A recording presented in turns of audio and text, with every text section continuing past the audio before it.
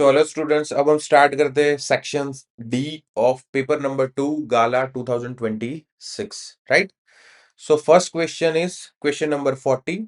हमें difference show करना है of fix base index number and chain base index number. 3 marker question होगा तो आप 3 पॉइंट लिख सकते हो, राइट। 3 पॉइंट में भी आपको 3 में से 3 मार्क मिल जाएंगे। अच्छे से एक बार रीड कर लो ये क्वेश्चन।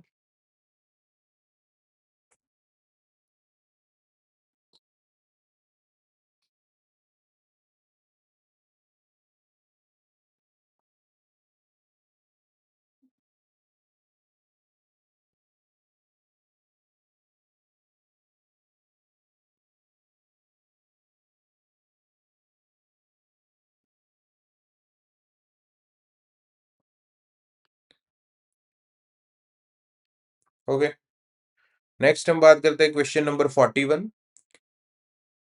अब हमें इंफॉर्मेशन क्या दी हुई है? आइटम्स दी हुई है, साड़ी, धोती, शर्ट एंड अदर्स, राइट। हमें बेस ईयर की क्वांटिटी दी हुई है 5 8 2015। करंट ईयर की प्राइस दी हुई है 370, 32.4 एंड 20.9। बेस ईयर की प्राइस दी हुई है 400, 100, 38 एंड 23.8। अब इससे हमें फाइंड करना है basically IW, right, weighted index number. So सबसे पहले हमें आई की वैल्यू नहीं पता है, सो आई का फॉर्मूला क्या होगा? P1 upon P0 multiply by 100। Next weight का फॉर्मूला क्या है? P0 into Q0, right. So ये बेसिकली फॉर्मूला है। फॉर्मूला का यूज करेंगे, आई की वैल्यू और डब्ल्यू की वैल्यू आएगी, मल्टीप्लीकेशन करेंगे एंड फॉर्मूला में वैल्यू पुट करेंगे और हमारा आंसर क्या आएगा? 129.63, राइट। आगे हम बात करते हैं question number 42। n is equal to 10, x bar is equal to 120, y bar is equal to 150, standard division of x is equal to 30, standard division of y is equal to 40, sigma xy is equal to 189।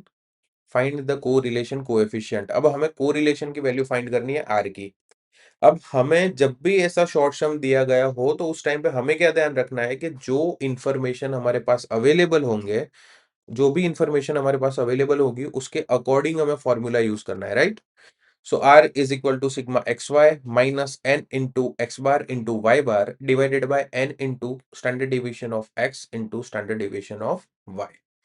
So values हम put करेंगे and then हमारा आंसर आएगा 0.75, right?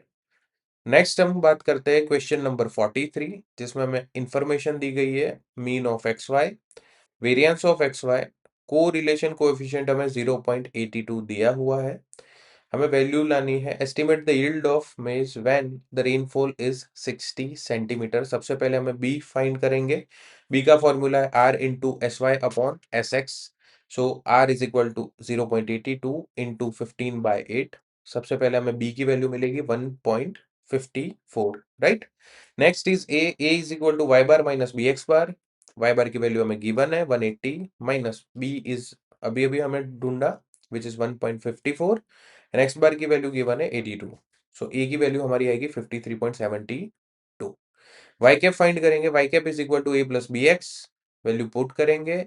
अब यहाँ पे हमें x की जो वैल्यू है वो क्वेश्चन में 60 दी गई है, राइट।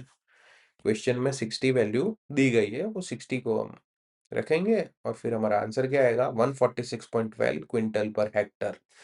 अब यहाँ पे क्विंटल पर हेक्टर लिखना जरूरी है। अगर आप 90 प्लस मार्क्स स्कोर करते हो और अगर क्विंटल पर हेक्टर नहीं लिखा तो देयर आर चांसेस कि आपके मार्क्स कट हो, अदरवाइज तो कोई टेंशन नहीं है, राइट। नेक्स्ट हम बात करते हैं state the properties of regression coefficient, also state the points through which regression line always passes। सो हम यहाँ पे टोटल 3 प्रॉपर्टी लिखेंगे which is the sign of correlation coefficient R and regression coefficient B are same. Second, the value of regression coefficient B is independent of change of origin but not of scale. And third is the regression coefficient is a relative measure.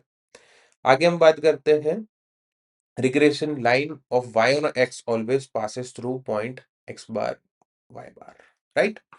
आगे हम बात करते हैं question number 45, state the limitations of the method of moving average. The trend obtained by this method is not accurate if the interval for moving average is not chosen correctly. Second, the estimates of trend for some initial and last time period cannot be obtained. And third is the specific mathematical formula is not obtained for future estimates.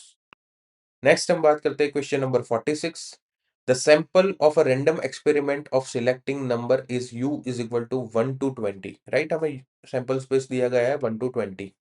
हमें total तीन चीजें find करनी है। First is the selected number is odd number. Odd number क्या होगा? 1 3 5 7 9 11 13 15 17 and 19, right. तो वो हमारा होगा event A. Second is the selected number is divisible by 3। So 3 6 9 12 15 18 21 20, हाँ 3 6 9 12 15 18, right, 20 तक ही है। And last is the selected number is divisible by 2 and 3। सो सी आएगा हमारा 2 3 4 6 8 9 10 12 14 15 16 18 एंड लास्ट इज 20। इतना सिंपल क्वेश्चन आया है, राइट। तो अगर आपको एक चीज का ध्यान रखना है कि अगर सिंपल क्वेश्चन आते हैं तो वो तो अटेम्प्ट करनी है, ऐसा नहीं सोचना है कि कोई पर्टिकुलर चैप्टर से जो आपको नहीं आते तो उसको पूरा छोड़ दे, राइट। सो इजी इजी चीजें करनी है। Next is question number 47, find the probability of having 53 Thursdays in a leap year. तो आप सबको पता है लीप ईयर में फेब्रुवरी में होता है 29 डेज, एक दिन ज्यादा होता है, तो ओवरऑल 365 प्लस 1 डे क्या होगा? 366 डेज होंगे, राइट। सो दूसरी बात, वीक कितने होते हैं? तो बोले 52 इंटू 7 364। वो तो फिक्स है कि 52 होल वीक होंगे, राइट। अब एक्सेस कितने दिन बचते हैं? 2 दिन, राइट। तो वो क्या है हमारा m, divided by total number of days in a week कितने होते हैं? 7, तो वो क्या होगा हमारा n. So m by n is equal to 2/7 is the answer, right. Next हम बात करेंगे question number 48, for three mutually exclusive and exhaustive event A, B, and C is a sample space of a random experiment to 2p of O, to 2p of A is equal to 3p of B is equal to 4p of C। अब basically हमें क्या बोला है कि ये जो A B C तीनों event है वो event mutually exclusive and exhaustive है। मतलब p of A plus P of B plus P of c is equal to compulsory 1 होगा। Whereas p of a b और सी में कुछ भी कॉमन नहीं है। मतलब क्या कि p of A union b union c करना है तो उसका आंसर सिंपली होगा p of A plus P of B plus P of c, right. दूसरा में क्या दिया गया है? हमें रेशियो दिए गए 2p of a is equal to 3p of b is equal to 4p of c is equal to क्या होगा? 1। अब हमें इतना पता है कि p of A plus p of B plus p of c is equal to 1 होगा। क्यों? क्योंकि इवेंट ए बी और सी जो है वो म्यूचुअली एक्सक्लूसिव एंड एग्जिस्टिव है, राइट। सो हम सपोज करते हैं 2p of a is equal to 3p of b is equal to 4p of c is equal to x, right. So p of a is equal to x by 2, p of b is equal to x by 3, p of c is equal to x by 4।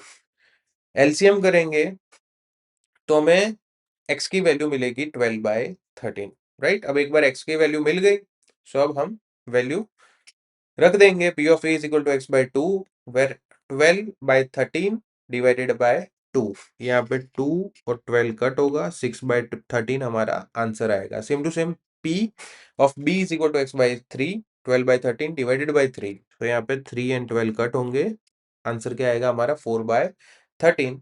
Next is p of c is equal to x minus 4। यहाँ पे again 4 and 12 cut होंगे, answer क्या आएगा हमारा 3/13, right.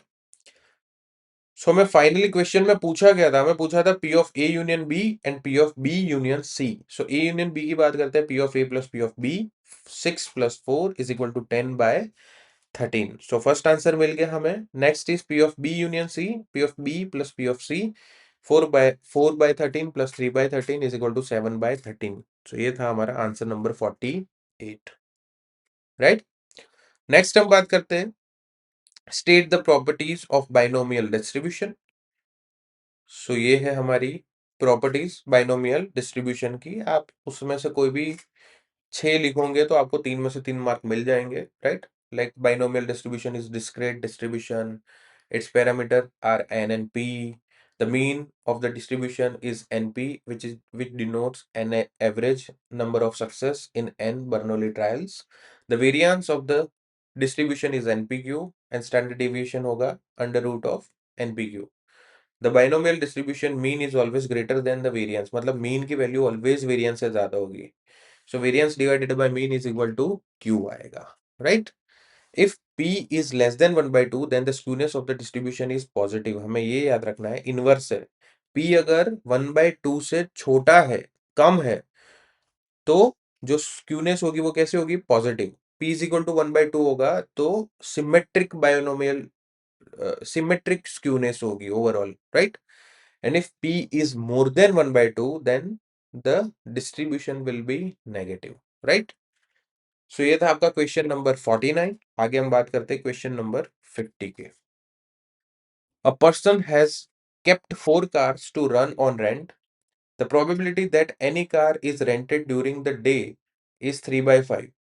Find the probability that more than one but less than 4 cars are rented during a day.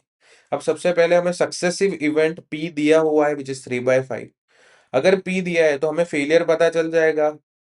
So Q is equal to 1 by P is equal to 1 minus 3 by 5 is equal to 2 by 5. So हमें 2 by 5 मिल गया, right? अब हमें यहाँ पे question में क्या बोला है कि find the probability that more than 1 but less than 4.